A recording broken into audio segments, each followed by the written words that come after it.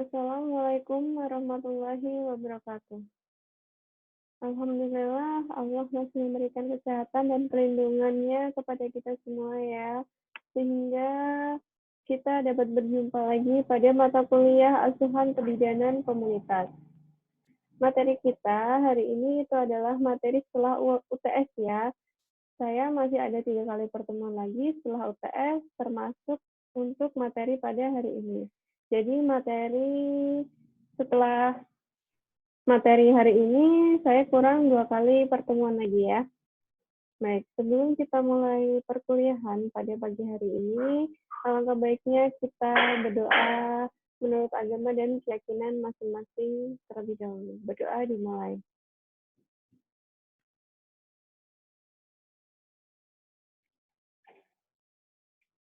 Berdoa selesai. Baik. Materi hari ini adalah mengenai pembinaan dukun bayi ya. Jadi pembinaan dukun bayi itu juga salah satu bentuk dalam kerjasama lintas sektor ya. Yang seperti yang kita tahu, di Indonesia itu masih banyak adanya dukun bayi. Karena dukun bayi itu masih ada karena adanya kepercayaan dukun bayi di masyarakat yang menjadikan dukun bayi itu masih untuk menolong salinan pada ibu-ibu yang sudah misalnya. Sehingga hal ini itu menjadi salah satu faktor masih tingginya angka kematian ibu dan juga angka kematian bayi dan balita di Indonesia. Nah, oleh karena itu dibuatlah program pembinaan dukun bayi untuk menekan tingginya angka kematian ibu dan juga angka kematian bayi di Indonesia. Nah, pengertian dukun bayi sendiri itu adalah seorang anggota masyarakat yang pada umumnya adalah seorang wanita ya, yang mendapatkan kepercayaan serta memiliki keterampilan untuk menolong persalinan secara turun-temurun. Kemudian belajar itu secara turun-temurun, belajar secara praktis atau cara lain yang menjurus ke arah peningkatan keterampilan tersebut. Serta dukun bayi juga memiliki petugas kesehatan. Nah, di masyarakat di mana dukun bayi itu tinggal, dukun bayi itu adalah merupakan tenaga yang terpercaya ya dalam segala hal yang berkaitan dengan reproduksi wanita. Jadi dukun bayi itu selalu membantu wanita-wanita hamil hingga wanita tersebut melakukan persalinan sampai selesai dan juga mengurus ibu dan juga bayinya pada saat kita nikah. Untuk itu dibentuklah program BDD atau penempatan bidan di desa. Nah, tujuannya BDD itu apa? Tujuannya itu untuk menurunkan tingkat kematian ibu hamil, bayi, dan juga balita. Namun, sayangnya program ini tuh mendapatkan hasil yang belum cukup optimal, belum maksimal ya, karena masih banyaknya persalinan ditolong oleh dukun bayi. Nah, dukun bayi ini karena masih dibutuhkan oleh masyarakat ya, sehingga diperlukan adanya pembinaan pada dukun bayi untuk mengatasi permasalahan aktif dan juga AKB. Nah, peran bidan zaman dulu dan zaman sekarang itu sudah berbeda ya. Untuk peran bidan zaman dulu itu masih melakukan pemeriksaan pada ibu hamil. Kalau sekarang dukun bayi itu sudah melalui ibu hamil atau tenaga kesehatan, khususnya bidan ya pasti. Kemudian zaman dulu dukun bayi itu berperan dalam masih menolong persalinan. Kalau sekarang dukun bayi zaman sekarang itu merujuk ibu bersalin ke bidan ya, dan tidak boleh menolong persalinan. Kemudian zaman dulu dukun bayi juga masih merawat ibu nifas dan juga bayi. Kalau sekarang itu hanya membantu ya dalam merawat ibu nifas dan juga bayi. Membantu bidan ya di sini untuk merawat dan juga bayi. Kemudian dukun bayi zaman dulu itu masih menganjurkan ibu hamil dan ibu nifas untuk berpantang makanan-makanan tertentu ya sesuai dengan mitos yang beredar di masyarakat setempat. Kalau zaman sekarang itu dukun sudah melarang ibu hamil atau ibu bersalin atau ibu nifas untuk berpantang makan makanan tertentu ya yang sesuai dengan petunjuk kesehatan. Kemudian dukun bayi yang dulu itu melarang ibu untuk ber-KB sebelum ibu tersebut 7 bulan pasca persalinan. Kalau sekarang mereka itu sudah memotivasi ibu bersalin, ibu nifas untuk segera ber-KB, untuk segera melakukan ASI eksklusif juga ya. ASI eksklusif selama 6 bulan, dukun bayi sekarang sudah bisa untuk memotivasi mereka untuk melakukan ASI eksklusif. Kemudian dukun bayi zaman dulu itu juga melarang bayi untuk dilakukan imunisasi. Kalau sekarang dukun bayi sudah juga memotivasi agar bayi-bayi untuk segera dilakukan imunisasi. Nah, untuk pembinaan itu sendiri definisinya adalah suatu usaha yang dilakukan oleh seseorang, masyarakat, pemerintah dalam rangka meningkatkan keterampilan dan mempersempit kewenangan sesuai dengan fungsi dan tugasnya. Sehingga dengan definisi tersebut, pembinaan Dukun itu berarti adalah pelatihan yang akan diberikan kepada dukun bayi oleh tenaga kesehatan yang menitik beratkan pada peningkatan pengetahuan. Pengetahuan di sini adalah pengetahuan dukun yang bersangkutan ya, terutama dalam hal kebersihan alat-alat persalinan, kemudian perawatan BBL, dan pengetahuan tentang perawatan kehamilan, deteksi dini terhadap resiko tinggi pada ibu dan bayi, kemudian penyuluhan KB dan juga gizi, serta melakukan pencatatan kelahiran dan kematian ibu maupun bayi. Sehingga pembinaan dukun itu merupakan salah satu upaya ya dalam menjalin kemitraan antara tenaga kesehatan dan dukun untuk menurunkan AKI dan AKB. Kemudian pengertian atau definisi dari kemitraan antara bidan dan dukun itu adalah bentuk kerjasama yang didasarkan atas kesepakatan-kesepakatan bersama ya antara dukun dan juga bidan yang saling menguntungkan dengan prinsip keterbukaan, kesetaraan, dan kepercayaan dalam upaya untuk menyelamatkan ibu dan bayi. Namun tidak semua dukun mau bermitra ya dengan bidan, karena kemitraan ini itu tidak mutlak harus dilakukan oleh semua dukun. Nah, oleh karena itu, untuk menjalin kemitraan bidan dan dukun itu memerlukan strategi-strategi ya, agar kemitraan ini dapat berhasil, dapat dilakukan di wilayah-wilayah tertentu atau desa-desa tertentu yang masih ada dukun-dukun bayi. Nah, strategi-strategi tersebut itu adalah yang merupakan faktor kunci dalam keberhasilan dalam kemitraan ya. Nah, faktor-faktor tersebut itu yang pertama ada fokus strategi yang jelas. Jadi, strategi yang disusun itu harus benar-benar terfokus ya dengan jelas apa saja strategi-strategi yang akan digunakan agar kemitraan dengan dukun bayi tersebut dapat berjalan dengan lancar, dapat berhasil ya, dengan melihat adanya faktor-faktor sosial dan kebudayaan di mana dukun bayi tersebut tinggal ya. Harus disesuaikan antara strategi apa yang dapat dilakukan dengan melihat sosial budaya setempat. Kemudian kepemimpinan yang strategis dan dukungan dari berbagai aspek ya, baik itu dari tenaga kesehatan itu sendiri maupun dari tokoh-tokoh masyarakat setempat. Kemudian tingkat kepercayaan. Tingkat kepercayaan antara organisasi dan juga orang-orang yang terlibat dalam kemitraan itu harus dibangun bersama-sama ya agar agar dapat menjadi faktor kunci keberhasilan dalam kemitraan antara dukun bayi dan juga bidan. Kemudian kapasitas kerjasama. Kapasitas kerjasama ini untuk menciptakan kemitraan sebagai simbiosis mutualisme ya. Jadi saling menguntungkan satu dengan yang lainnya.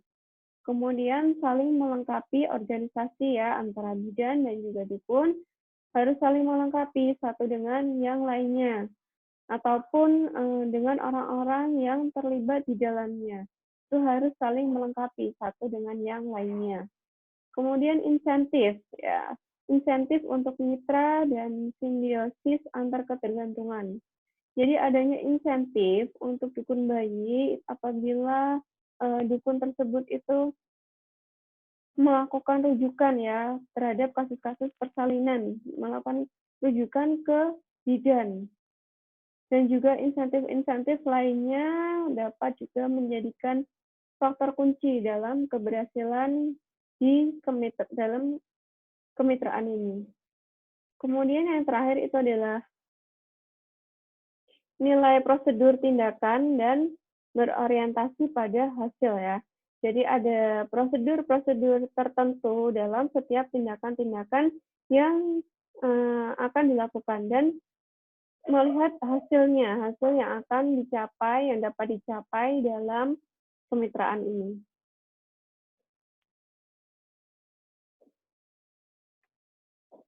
Kemudian tujuannya, tujuan dalam pembinaan dan kemitraan antara dukun bayi dan bidan itu ya, untuk meningkatkan kualitas sumber daya manusianya. Jadi kualitas sumber daya manusia yang baik itu diawali dari sejak bayi ya, bayi tersebut dalam kandungan. Kualitas bayi itu juga ditentukan dari faktor ibunya ya. Kalau selama kehamilan janin tersebut di dalam kandungan itu dirawat dengan baik, maka juga akan menciptakan generasi penerus bangsa yang berkualitas ya. Dan juga tujuannya untuk mempercepat penurunan AKI dan AKB di Indonesia.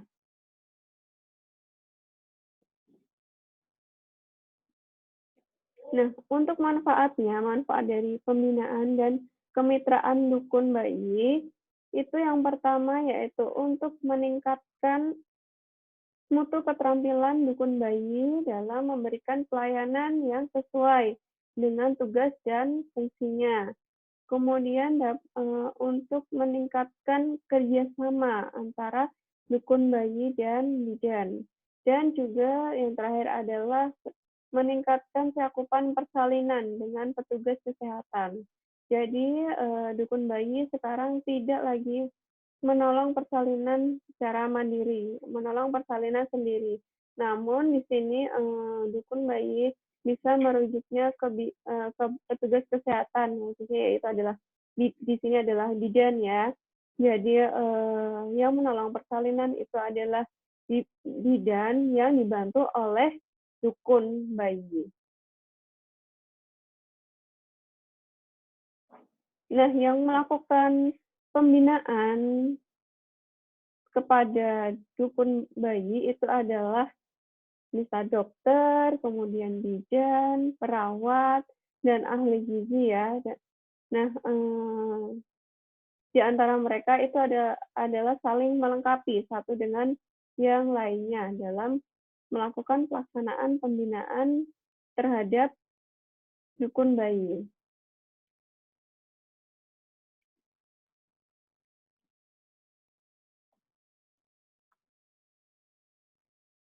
Jadi dalam melakukan pembinaan dan kemitraan kepada dukun bayi itu tidak mudah ya,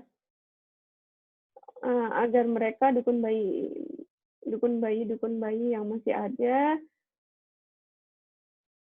untuk mengajak mereka itu tidak mudah, sehingga harus memperhatikan kondisi adat dan peraturan-peraturan dari masing-masing daerah di mana dukun bayi tersebut berasal. Kalau memungkinkan untuk dilakukan pembinaan kepada dukun bayi, nah langkah-langkah yang dilakukan dalam pembinaan dukun bayi itu ada 3 fase ya. Yang fase pertama itu adalah pendaftaran dukun, kemudian fase kedua adalah pelatihan, dan fase ketiga adalah pelatihan oleh tenaga terlatih. Untuk fase yang pertama itu adalah pendaftaran dukun. Jadi pada pendaftaran dukun ini semua dukun yang berpraktek itu didaftar dan diberikan tanda terdaftar ya untuk dukun-dukun yang sudah terdaftar. Kemudian dilakukan asesmen mengenai pengetahuan atau keterampilan dan sikap mereka dalam penanganan kehamilan dan persalinan. Kemudian fase yang kedua adalah fase pelatihan. Itu pada fase pelatihan bisa dilakukan pelatihan sesuai dengan asesmen. Kemudian setelah pelatihan kita berikan sertifikat Kemudian diberikan penataan kembali tugas dan wewenang bidan dalam pelayanan kesehatan ibu dan yang tidak mendapatkan sertifikat itu tidak diperbolehkan untuk praktek ya. Kemudian fase ketiga adalah pelatihan oleh tenaga terlatih. Dalam fase ini itu terdiri dari persalinan itu hanya boleh dilakukan oleh tenaga terlatih ya. Hanya boleh dilakukan oleh dukun-dukun yang sudah terlatih yang didampingi oleh bidan. Kemudian pendidikan bidan desa diprioritaskan pada anak dan keluarga dukun. Jadi dukun-dukun bayi itu diprioritaskan ya, baik itu dari keluarganya ataupun anak-anaknya dari dukun bayi tersebut diprioritaskan untuk mendapatkan pendidikan mengenai kesehatan reproduksi bagi ibu dan remaja.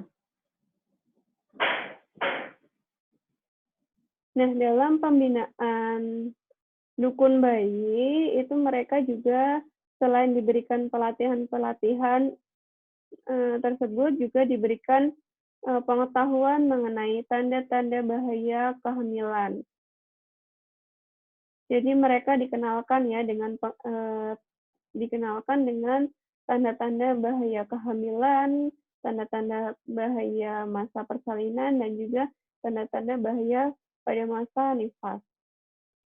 Nah, untuk tanda-tanda bahaya kehamilan, selama kehamilan itu adalah antara lain perdarahan persvagina, kemudian sakit kepala yang hebat, penglihatan kabur, bengkak pada muka atau tangan, nyeri abdomen atau perut yang hebat, kemudian bayi kurang bergerak seperti biasanya, kemudian keluar cairan pervagina, primipara kurang dari 17 tahun atau lebih dari 35 tahun, kemudian multipara lebih dari 35 tahun, dan di sini multiparanya adalah anak yang lebih dari 4 ya. Kemudian tinggi badan yang kurang dari 145 cm.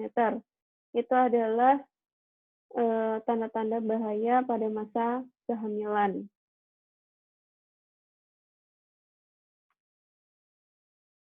Untuk tanda-tanda bahaya pada masa persalinan, antara lain itu adalah tali pusat melilit, hisnya lemah, partes lama atau partes macet, kemudian bengkak pada muka, kaki, kemudian ibu pusing dan juga kejang, kemudian perdarahan yang hebat, kemudian persalinan sebelum waktunya atau prematur. Itu adalah tanda-tanda bahaya persalinan ya. Nah, yang harus dilakukan oleh dukun bayi apabila mendapatkan tanda-tanda persalinan, tanda-tanda bahaya persalinan tersebut, itu adalah melakukan persiapan rujukan dan melakukan kerjasama dengan kader kesehatan, kemudian dan juga keluarga ya, dalam upaya untuk mengadakan transportasi yang dapat digunakan dalam melakukan rujukan tersebut ke fasilitas kesehatan atau ke bidan-bidan praktek.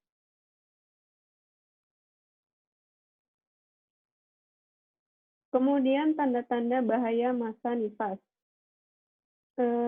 Tanda-tanda bahaya masa nifas itu antara lain contohnya seperti panas, payudara bengkak, perdarahan, kemudian kurang darah atau pucat, dan lain sebagainya. Itu apabila dukun bayi menemukan salah satu tanda bahaya tersebut, itu juga dukun bayi harus segera merujuknya ke bidan atau ke puskesmas terdekat untuk segera mendapatkan pertolongan, sehingga dampaknya itu tidak fatal ya, yang mengakibatkan kematian.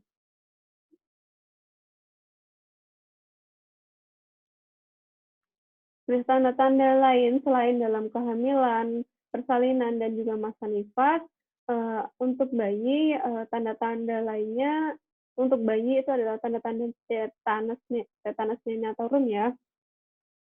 Nah, untuk tanda-tanda terjadinya tetanus neonatal pada bayi itu adalah yang pertama, bayi baru lahir tersebut yang semula mau menetek, yang semula mau bisa untuk menyusu pada ibunya dengan baik, itu tiba-tiba bayi tersebut tidak lagi bisa menetek pada ibunya. Kemudian mulut bayi mencucu ya, seperti mulut ikan. Kemudian bayi juga mengalami kejang, terutama apabila terkena rangsang cahaya, suara, dan sentuhan, bayi itu mengalami kejang ya. Kemudian kadang-kadang itu disertai dengan sesak nafas dan wajah bayi berubah menjadi membiru.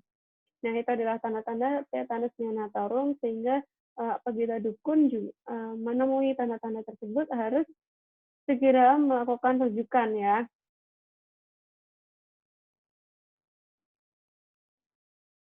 Nah, penyebab dari terjadinya tetanus neonatal itu sendiri akibat dari pemotongan tali pusat pada waktu dipotong itu tidak bersih, itu bisa menyebabkan tetanus neonatal. Dan juga pada saat perawatan tali pusat setelah bayi itu lahir sampai pada saat lepasnya tali pusat itu tidak bersih ya, atau tali pusat diberikan bermacam-macam ramuan. Itu dapat menyebabkan terjadinya infeksi yang dapat menyebabkan terjadinya tetanus neonatal. Sehingga dalam melakukan perawatan tali pusat itu harus dengan cara yang baik dan benar, agar tidak terjadi tetanus neonatal yang dapat mengakibatkan kematian pada bayi. Nah, selain diberikan materi mengenai tanda-tanda bahaya tadi, nah dalam pembinaan dukun bayi itu juga diberikan penyuluhan mengenai gizi dan juga mengenai KB ya. Nah, untuk penyuluhan gizi itu mengenai penyuluhan gizi pada ibu hamil dan juga pada gizi untuk bayi. Nah, untuk penyuluhan gizi pada ibu hamil, itu yang pertama, ibu hamil harus mengkonsumsi makan makanan yang bergizi seimbang ya, karena suplai makanan yang masuk ke dalam tubuh ibu itu tidak hanya untuk ibu hamil saja ya, melainkan juga untuk janin yang ada dalam kandungannya. Sehingga makanannya harus bergizi seimbang. Kemudian makan 1 piring lebih banyak dari sebelum ibu tersebut hamil ya. Caranya itu bisa makan sedikit tapi sering ya, sedikit-sedikit tapi sering. Dan porsinya itu lebih banyak daripada biasanya sebelum ibu itu hamil. Kemudian yang ketiga, untuk menambah tenaga, makan makanan diselingi, makan makanan selingan pada pagi hari dan juga selingan pada sore hari, misalkan roti atau cemilan-cemilan lainnya, untuk menambahkan tenaga pada ibu hamil. Kemudian yang keempat, tidak ada pantangan makanan selama kehamilan. Jadi, pantangan selama masa kehamilan, mitos-mitos yang beredar di masyarakat itu tidak perlu lagi didengarkan, tidak perlu lagi diperhatikan ataupun dilakukan ya. Karena sebagian besar mitos-mitos tersebut itu sebenarnya itu adalah baik bagi kesehatan ibu hamil dan juga pada janinnya ya yang ada dalam kandungan ibu tersebut. Kemudian yang terakhir, minum 1 tablet per hari, tablet tambah darah atau tablet FE ya, selama kehamilan dan selama nifas. Dan juga perlu diperhatikan diberikan penyuluhan kepada dukun bayi cara meminum tablet FE yang benar dan baik untuk ibu hamil ya. Agar tablet FE tersebut terserap dengan baik oleh tubuh. Kemudian penyuluhan gizi pada bayi. Penyuluhan gizi pada bayi itu dibagi menjadi 3 ya. Pada saat usia bayi 0 hingga 6 bulan itu memberikan bayi ASI eksklusif ya. Setiap kali bayi tersebut menginginkan untuk minum sedikitnya 8 kali per hari, itu berikan ASI kepada bayi. Kemudian jangan berikan makanan atau minuman tambahan selain ASI eksklusif. Jadi hanya diberikan ASI eksklusif saja hingga 6 bulan. Kemudian susui payudara kanan dan kiri secara bergantian ya, agar tidak terjadi pembengkakan pada payudara ibu. Kemudian pada bayi usia 6 hingga 9 bulan itu berikan makanan pendamping ASI ya. Makanan pendamping ASI-nya dimulai dari yang lembek terlebih dahulu. Makanan yang halus terlebih dahulu pada usia 6 hingga 9 bulan. Kemudian pada saat bayi menginjak usia 9 hingga 12 bulan, selain diberikan ASI, juga diberikan MPASI tadi ya. Tapi MPASI-nya bisa yang lebih padat dan juga kasar ya. Nah, pada makanan pendamping ASI, tambahkan juga telur ayam, kemudian ikan, tahu, tempe, daging sapi, wortel, bayam, ataupun minyak ya, bisa ditambahkan ke makanan pendamping ASI. Kemudian berikan selingan makanan 2 kali per hari ya, di antara waktu makan bayi. Bisa diberikan bubur kacang hijau, atau pisang, atau biskuit, dan lain sebagainya. Kemudian berikan juga buah-buahan atau sari buah yang berbentuknya itu jus atau air jeruk juga bisa ya, air jeruk manis juga bisa diberikan kepada bayi usia 9 hingga 12 bulan. Nah, untuk penyuluhan KB-nya, kontrasepsi, diberikan penyuluhan mengenai macam-macam alat kontrasepsi. Alat kontrasepsi untuk suami itu bisa berupa kondom ataupun bisa juga dilakukan vasektomi ya, apabila sudah tidak menginginkan untuk mendapatkan anak lagi. Kemudian untuk istri, alat kontrasepsinya itu bisa berupa pil, suntik sebulan atau 3 bulanan, kemudian spiral itu adalah IUD ya, KB IUD, kemudian implan, dan tubektomi. Tubektomi apabila sudah tidak menginginkan mempunyai anak lagi ya. Nah, selain itu juga diberikan penyuluhan bahwa pentingnya ikut program KB setelah persalinan ya, agar ibu itu mempunyai waktu untuk menyusui dan juga merawat bayinya sebelum kehamilan berikutnya.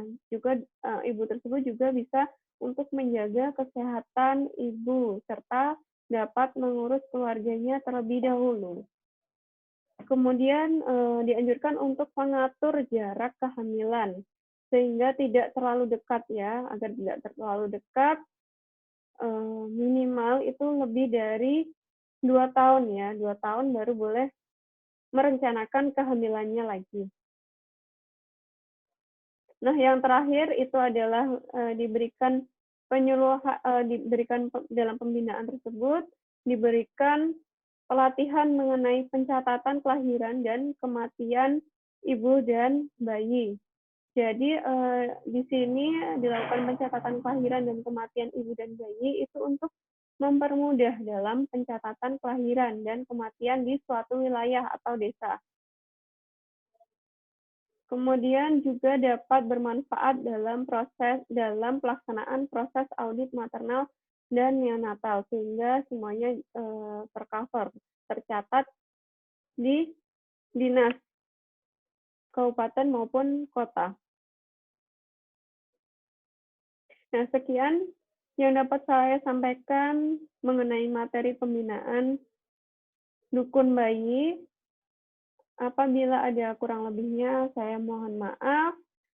Untuk materi selanjutnya kita ada te pembinaan terhadap kader ya. Baik, saya akhiri, wabillahi taufik wal hidayah. Wassalamualaikum warahmatullahi wabarakatuh.